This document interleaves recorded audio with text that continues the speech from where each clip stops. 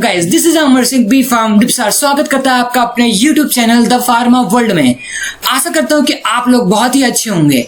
जैसा कि आप सबको पता है कि बी फार्म के एडमिशन स्टार्ट हो चुके हैं और कई लोगों के एडमिशन हो गए हैं। जिनके एडमिशन हो गए हैं उनको बेस्ट ऑफ लक और कांग्रेचुलेशंस, और जिनके नहीं हुए हैं उनके हो जाएंगे। उनके साथ मेरे बेस्ट विशेस हमेशा है।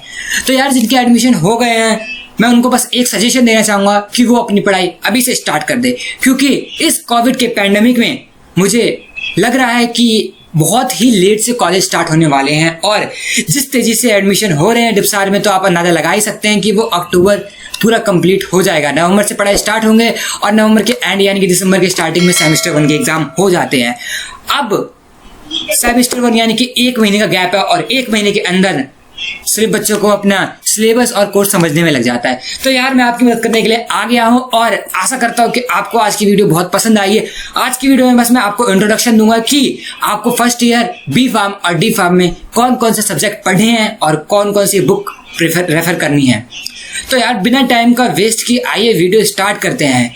और इसी के साथ मैं आपको एक बहुत ज़रूरी इन्फॉर्मेशन देने वाला हूँ कि यार, हमारे ही यूट्यूब चैनल पे आपको जल्द ही बी फार्म की क्लासेस मिलने लग जाएगी। तो यार, अगर आप अभी से एक्साइटेड है अपनी क्लास स्टार्ट करने के लिए और पढ़ने के लिए और क्लास में टॉप करने के लिए, तो यार अभी सब्सक्राइब कीजिए हमारे यूट्यूब चैनल को और अपनी पढ़ाई स्टार्ट कर दीजिए। तो चलिए, मैं आपको बताता हूँ कि बी फार्म फर्स्ट ईयर और डी फार्म फर्स्ट ईयर में कौन कौन से सब्जेक्ट है और कौन कौन सी बुक रेफर करनी पड़ेगी। तो चलिए वीडियो स्टार्ट करते हैं। सबसे पहले हम बात करेंगे बी फार्म की। बी फार्म में हमारे पास जो सिलेबस है वो है human anatomy and physiology part 1, pharmaceutics analysis, pharmaceutical chemistry. ये जो है हमारी इनऑर्गेनिक है। Pharmaceutical chemistry inorganic first year में है, सेकेंड ईयर में हमारी ऑर्गेनिक है।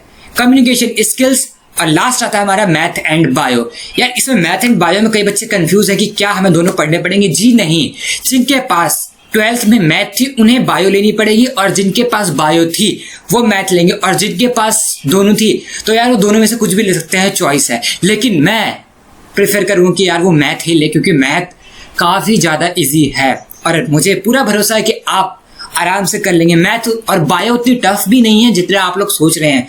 बहुत इजी है दोनों ही सब्जेक्ट, क्योंकि ये एडिशनल है। कम्युनिकेशन स्किल और मैथ और बायो बहुत ही ज़्यादा आसान सब्जेक्ट है। यही अगर हम डी फार्म की बात करें तो डी फार्म में आता है हमारा pharmaceutics 1, pharmaceutical chemistry 1, pharmacognosy, biochemistry and clinical pathophysiology, human anatomy and pathophysiology, health and community pharmacy. तो यार, जैसा कि हमने बात कर ली है कि कौन कौन से सब्जेक्ट हमें बी फार्म और डी फार्म में पढ़ने पड़ेंगे, तो अब हम बात करेंगे सिलेबस की। तो यार, इस सिलेबस का लिंक आपको डिस्क्रिप्शन में मिल जाएगा, आप वहां से डाउनलोड करके अपने स्टडी स्टार्ट कर सकते हैं। तो आइए बात करते हैं सिलेबस की। First of all, human anatomy and physiology first.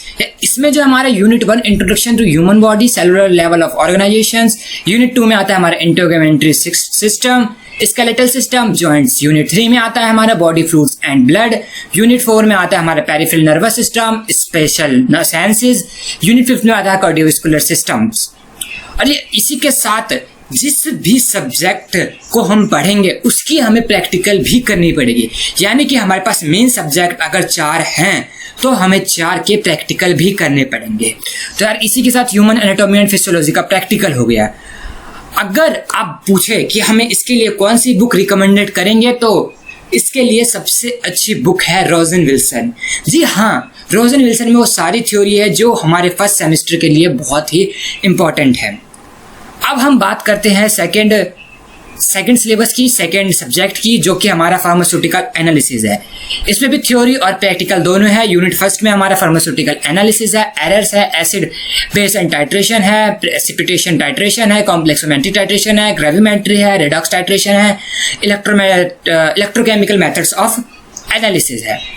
और इसके प्रैक्टिकल भी हैं जो आपको लैब में करने पड़ेंगे। और हमारे पास अब आता है फार्मास्यूटिक्स फर्स्ट, जो कि हमारा थर्ड सब्जेक्ट है। इसमें आता है हमारा historical and background and development of profession of pharmacy, dosage form, prescription, posology, pharmaceuticals calculations, powders, liquid dosage form, monophasic liquids, biphasic liquids, suspension, emulsion, suppositories, pharmaceutical incompatibilities and semi solid dosage form. इसी के हमारे पास practical भी है। उस practical में हम syrups, elixir, linctus, solution, suspension, emulsion और जितने भी सारे मेडिसिन होते हैं वो बनाना सीखेंगे। तो यार ये बहुत ही ज़्यादा इंटरेस्टिंग लैब होती है इसकी, तो हो जाइए तैयार इंटरेस्ट लेने के लिए। अब आता है हमारे पास फोर्थ सब्जेक्ट जो कि हमारा फार्मास्यूटिकल इनऑर्गेनिक केमिस्ट्री।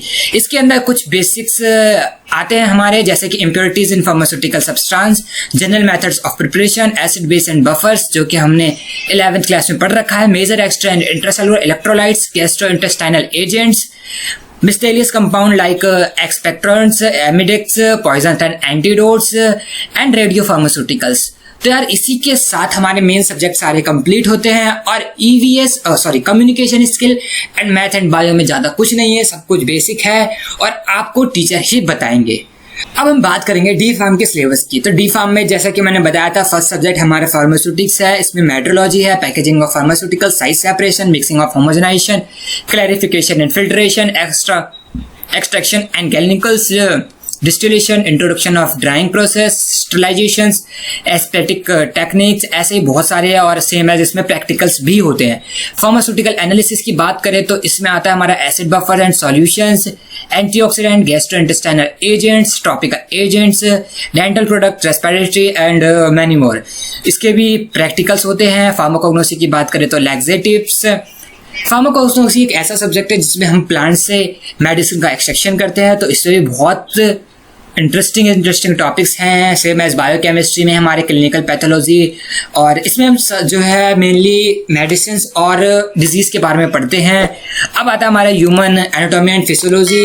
तो जैसे कि मैंने इसकी रिकमेंडेड बुक आपको बता दिया, रोजन विल्सन है। अभी हम सारे सब्जेक्ट की एक एक रिकमेंडेड बुक प्रीफर करेंगे ताकि हमारी स्टडी इजीली आसान हो जाए। और हम फर्स्ट ईयर में है तो ज़्यादा मैं आपके ऊपर बटन नहीं देना चाहूँगा कि आप ये भी पढ़ो वो भी पढ़ो। आप बस एक एक बुक प्रीफर करो, आप आसानी से B pharm first time pass कर लोगे। और अगर आप मेरे साथ रहे तो मैं आपको गारंटी दिला सकता हूँ कि आपके अच्छे मार्क्स भी आ जाएंगे। अब हम बात करते हैं कि कौन कौन से बुक्स हमें रिकमेंडेड करनी चाहिए। तो मैं बी फार्म में अब बात आती है कि हमें फर्स्ट सेम में कौन कौन सी बुक प्रीफर करनी चाहिए। बी फार्म में बात करूँ तो ह्यूमन एनाटॉमी एंड फिजियोलॉजी के लिए मैंने बता दिया रोजन विल्सन। फार्मास्यूटिकल एनालिसिस के लिए वोगल सबसे अच्छी बुक है। फार्मास्यूटिक्स फर्स्ट के लिए Gupta Bajaj and R M Mehta सबसे अच्छी है। फार्मास्यूटिकल इनऑर्गेनिक केमिस्ट्री के लिए जी आर चटवाल। इसके अंदर सभी एक्सप्लेनेशन बहुत ही डीपली में दे रखा है जो कि आपको खुद से पढ़ने से भी समझ में आ जाएगा। Communication skill and math and bio के लिए कोई बुक प्रेफर करने की जरूरत नहीं है, इसमें सब कुछ बेसिक आता है। ये मैं आपको बता दूंगा कि क्या बेसिक्स है।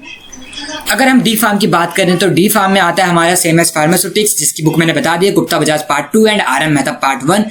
फार्मास्यूटिकल केमिस्ट्री के लिए जी आर चटवाल। फार्माकोग्नोसी के लिए भी काफ़ी बुक्स हैं, वो मैं आपको डिस्क्रिप्शन में बता दूंगा। बायोकेमिस्ट्री और क्लिनिकल पैथोलॉजी के लिए यू सत्यनारायण सबसे बेस्ट बुक है।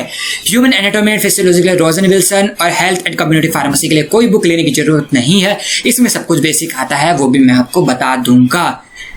तो यार आपको ये सब जो मैंने इसमें नहीं बताया वो सब जानने के लिए हमें इस चैनल पे जुड़ना पड़ेगा और आपको मेरा साथ देना पड़ेगा कुछ अच्छा करने के लिए, क्योंकि मैं इस सोसाइटी के लिए और अपने ही फ्रेंड्स के लिए कुछ बेस्ट करना चाहता हूँ और फ्री एजुकेशन प्रोवाइड करना चाहता हूँ। तो यार मेरा सपोर्ट कीजिए और मुझे आगे बढ़ने में हेल्प कीजिए। आशा करता हूँ कि आप लोग चैनल सब्सक्राइब करेंगे और मेरी सारी बातों को ध्यान से सुने होंगे। इसी के साथ मैं अपनी वीडियो को ख़त्म करता हूँ। अगर वीडियो पसंद आई तो लाइक कमेंट शेयर जरूर कीजिए। Thank you.